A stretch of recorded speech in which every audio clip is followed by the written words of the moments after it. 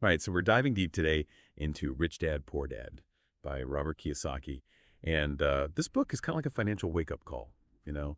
It's all about like changing the way you think about money and wealth. Kiyosaki, he had these two father figures in his life, right? So his own dad was a teacher, highly educated, but he struggled financially his whole life.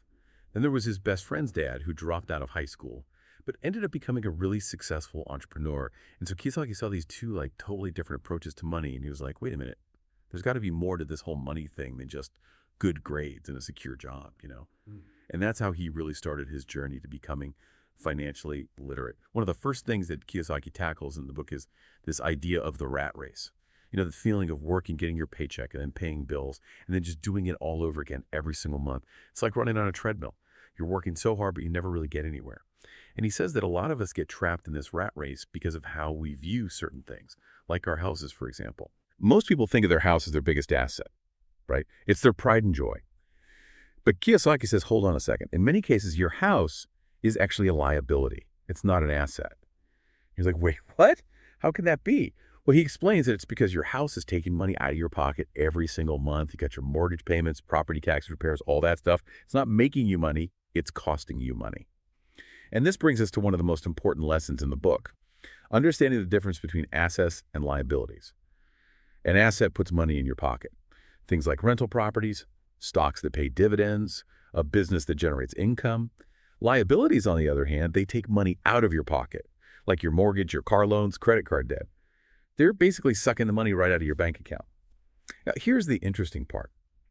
Kiyosaki isn't saying you have to quit your job right now and become some kind of entrepreneur.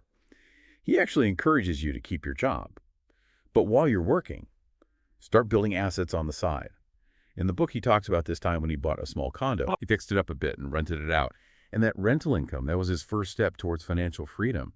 He gives tons of examples of different assets you can invest in. He mentions businesses, of course, but also stocks, bonds, real estate, even intellectual property like patents. He's basically saying, look, there's so many different ways to build wealth. You just got to open your mind to the possibilities. And the goal, according to Kiyosaki, is to slowly build up this stream of income from your assets so that eventually working becomes optional. It's not a necessity anymore. Imagine that. You get to choose whether or not you want to work. You're not tied to a paycheck. Now, that is real financial freedom. But it's not all easy, right? There's another piece to this puzzle, and that's understanding how this financial game is played on a bigger scale. Kiyosaki takes us into the world of corporations and taxes. Now, this can get kind of complex, but he explains it in a way that makes sense. He talks about how corporations, they have different rules and strategies than individuals when it comes to taxes. Imagine you're playing a board game, right? But there are two different sets of rules, one for individual players and one for teams. Corporations are like the teams. They get to play by a slightly different set of rules, and that often gives them an advantage. Kiyosaki really stresses that becoming wealthy isn't just about working hard. It's about working smart and understanding how to use the system to your advantage.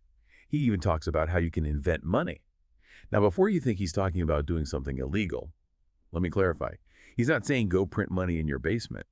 He's talking about creating value, using your knowledge and your creativity to come up with something new or to solve a problem. Think about inventors, entrepreneurs, people who have these innovative ideas, or they find a new way to solve problems. They're not just trading their time for money. They're creating value. And by doing that, they're generating wealth. This connects to another piece of advice that Kiyosaki gives. Work to learn, not just to earn a paycheck. And he shares stories from his own life. He worked a bunch of different jobs early on in his career, sales, construction, writing. And each experience taught him valuable skills that he could use later on for his own businesses. He talks about skills like communication sales, leadership investing. They're all about understanding how money works, how to manage it, how to make it grow. He even says the richest people in the world look for and build networks. Everyone else looks for work. Hey, he's talking about the power of working together and building those strong relationships in the business world. What Kiyosaki is saying is that true financial freedom comes from becoming financially intelligent, not just financially stable. It means committing to lifelong learning and being willing to step outside of your comfort zone. You can't be afraid to try new things, to fail, and to learn from those mistakes. But let's be real. Breaking free from the traditional way we think about money, that can be really hard. Kiyosaki admits that there are like all these mental and emotional things that can get in our way when we're trying to become financially independent. He talks about like fear, cynicism, laziness, bad habits, arrogance, all these things that can totally sabotage us. He really focuses on the fear of losing money, though, because he says that's usually what holds people back from taking risks and making investments. It's like we're programmed to play it safe, to avoid losing at all costs. And we end up missing out on chances to grow our money. He even tells this story about how his rich dad actually encouraged him to take risks when he was younger. Like one time he made him work for free just to learn about real estate. He ended up losing money on a deal. But his rich dad told him, losing teaches you lessons that winning can't. And that's so true, right? But Kiyosaki's point is that we can overcome these fears. But how? By educating ourselves about money, by learning the rules of the game, and by developing this mindset of abundance instead of scarcity. He also talks about how important self-discipline is, especially when it comes to how we spend our money. Because it's so easy to fall into the trap of consumerism, buying stuff we don't really need, with money we don't even have, just to try to keep up with everyone else. Think about it. How many times have you bought something just because it was on sale, or because you saw it on social media and thought you had to have it? Kiyosaki reminds us that real wealth isn't about all the stuff we own. It's about having the freedom to live our lives the way we want. So how do we actually put all of this into practice? Well, Kiyosaki lays out some steps we can take to start on the path to financial independence. First, he says start small. You don't need a ton of money or to quit your job right away. Just start by educating yourself about money and investing. Read books, take courses, listen to podcasts. There are so many resources out there. Then he says to set clear financial goals, both for the short term and the long term.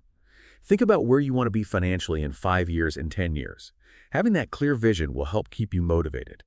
He also suggests finding role models, people who have already achieved the level of financial success that you want. Learn from what they did right and what they did wrong. But most importantly, Kiyosaki says we have to take action. It's not enough to just read books and dream about being wealthy. We actually have to do something. Make investments, start that side hustle you've been thinking about, take calculated risks, and always be on the lookout for new opportunities. Rich Dad, Poor Dad is really a call to action. It's a challenge to break free from how we've always thought about money and to take control of our financial futures. It's about shifting from being dependent on a paycheck to being independent through our assets. It's about going from working for money to having our money work for us. And in the end, it's about achieving that financial freedom that allows us to live life on our own terms, to follow our passions, give back to others, and leave a legacy for the next generation. So as we kind of wrap up our deep dive into Rich Dad, Poor Dad, I want to leave you with this. If you could just pick one skill that Kiyosaki talks about, like communication or sales or leadership or investing, and you could like really master it, which one would you choose and why? Think about it. Which one really speaks to you? Which one do you think could really help you on your own path to financial freedom? And remember, this isn't about like becoming some Wall Street guru or a real estate mogul overnight.